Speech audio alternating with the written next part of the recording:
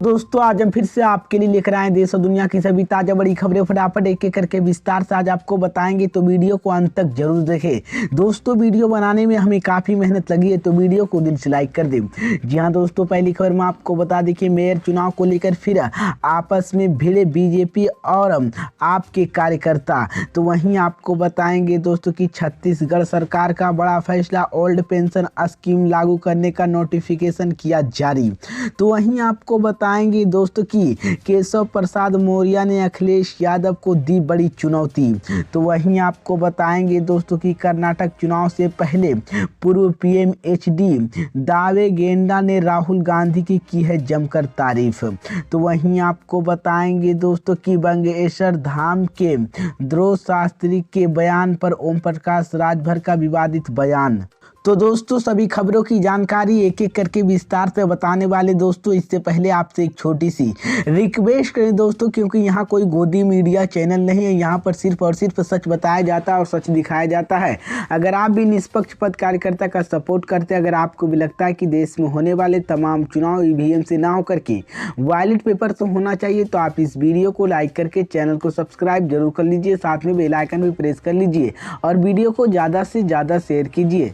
इसी बीच पर दोस्तों अगली खबर की ओर, तो कि मेयर चुनाव को लेकर फिर आपस में भिड़े आप और बीजेपी के पार्षद। जी हां दोस्तों, आपको बता दें ये बड़ी खबर सामने निकल कर आई दोस्तों कि दिल्ली एमसीडी मेयर चुनाव के लिए मंगलवार को 24 जनवरी को फिर बैठक हुई थी और इस बीच आम आदमी पार्टी आपके विरोध के बावजूद निर्वाचन प्रतिनिधियों से पहले एलजी की ओर से मनोनीत सदस्यों से शपथ ली और शपथ ग्रहण के बाद मेयर के लिए मतदान शुरू होता ही हंगामा शुरू हो गया था।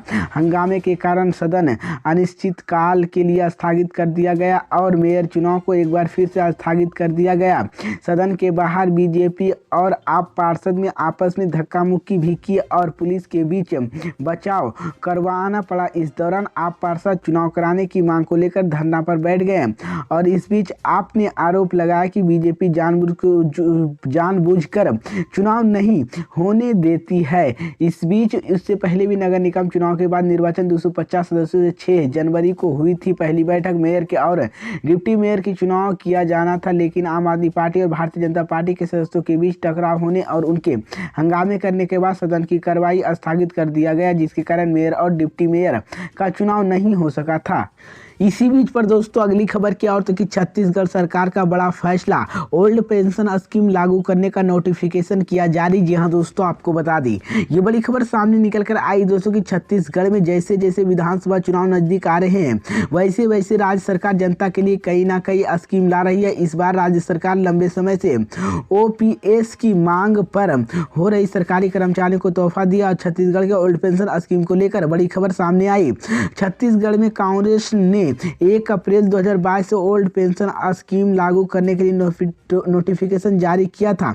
इस बीच उन्होंने यह राज्य सरकार ने कर्मचारियों को नई पोषण योजना ओल्ड पेंशन स्कीम ओएलपी में से किसी एक को चुनने का विकल्प दिया और राज्य के वित्त विभाग द्वारा एक नोटिफिकेशन जारी किया, जिसमें कहा गया कि 1 नवंबर 2004 से 31 मार्च 2022 के बीच नियुक्त सरकारी कर्मचारियों को एएनपीएस या किसी टाइम्स ऑफ इंडिया की खबर के मुताबिक छत्तीसगढ़ और राजस्थान की कांग्रेस सरकार ने ओल्ड पेंशन स्कीम ओपी लागू करने करार दिया।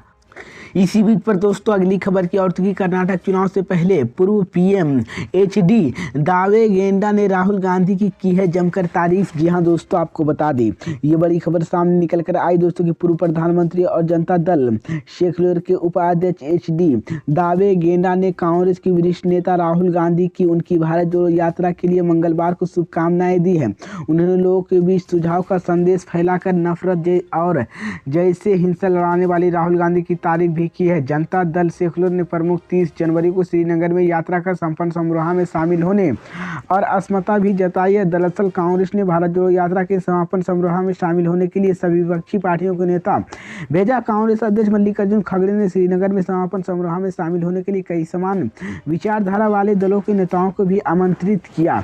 इस बीच देश व पूर्व पीएम 89 वर्ष दावे गेंडा ने खड़गे के लिए एक पत्र के निमंत्रण के लिए उनका शुक्रिया अदा किया किया और कहा कि राष्ट्रपिता महात्मा गांधी की पुण्यतिथि के दिन इस समारोह के आयोजित किया जाना एकदम उचित है। उन्होंने कहा कि मैं निजी तौर पर समारोह की शिरकत नहीं कर पाऊंगा, लेकिन मेरी शुभकामनाएं राहुल गांधी के साथ है। वह नफरत और हिंसा के खिलाफ लड़ रहे हैं और लोगों के बीच सुधार संदेश फैलाने के लिए कन्याकुमारी से कश्मीर तक 3500 किलोमीटर की यात्रा की। इसी बीच पर दोस्तों अगली खबर क्या और तो कि केशव प्रसाद मौर्य ने अखिलेश यादव को दी बड़ी चुनौती। जी हां दोस्तों, आपको बता दें ये बड़ी खबर सामने निकल कर आई दोस्तों को उत्तर प्रदेश के उप मुख्यमंत्री केशव प्रसाद मौर्य ने मंगलवार को श्री रामचरितमानस को लेकर समाजवादी पार्टी के सपा के वरिष्ठ नेता स्वामी प्रसाद मौर्य के विवादित बयान पर निशाना साधते हुए सपा प्रमुख अखिलेश यादव को चुनौती दी है। उन्होंने कहा है कि अखिलेश स्पष्ट के इसी बयान का विरोध करता है या समर्थन, और अगर विरोध करता है तो उन्हें स्वामी प्रसाद मौर्य का पार्टी से बर्खास्त कर देना चाहिए। मौर्य ने कहा कि सपा मुस्लिम तुष्टीकरण की घटिया राजनीति कर रही है और विशेष रूप से हिंदू भावनाओं के अतहत करने का बयान दिलाने का काम कर रही है। स्वामी प्रसाद मौर्य के नाम लिए बिना केशव प्रसाद मौर्य ने कहा कि कई घाटों के पानी पीकर सपा के कई एक नए नेवल नेता जिनकी पार्टी कोई हासिल भी नहीं है। इसी बीच पर दोस्तों अगली खबर की और तो की बागेश्वर धाम के धीरे शास्त्री पर ओम प्रकाश राजभर ने कहा विवादित बयान। जी हां दोस्तों, आपको बता दें ये बड़ी खबर सामने निकल कर आई दोस्तों। अपने बयानों को लेकर अक्सर सुर्खियां में रहने वाले सुपा बसपा ओम प्रकाश राजभर ने बागेश्वर धाम महंत पंडित धीरेन्द्र कृष्ण शास्त्री पर विवादित बयान दिया है। राजभर ने कहा कि भारत में हिंदू राष्ट्र के विचार का उनका व्यक्तिगत विचार है, उनका हश्र राम रहीम जैसा होगा। वहीं दूसरी तरफ उन्होंने स्वामी प्रसाद मौर्य के भी निशाना साधा है और कहा कि वो सिर्फ सुर्खियां में बने रहने के लिए ऐसे बयान दे रहे हैं। इस बीच में आपको बता दें बस्ती पहुंचे सुपा बसपा ओम प्रकाश राजभर ने जवाब के बागेश्वर के धाम के पीठा धीरेश्वर पंडित धीरेन्द्र शास्त्री द्वारा भारत के हिंदू राष्ट्र बनाने के बयान पर सवाल पूछा गया तो ओम प्रकाश राजभर ने कहा कि भारत देश संविधान से चलता है और इसे हिंदू राष्ट्र बनाने का विचार उनका व्यक्तिगत हो सकता है। अगर भारत हिंदू राष्ट्र बनता है तो हम उनमें से सवाल पूछते हैं कि क्या भारत में मुस्लिम या ईसाई नहीं रहने पाएंगे।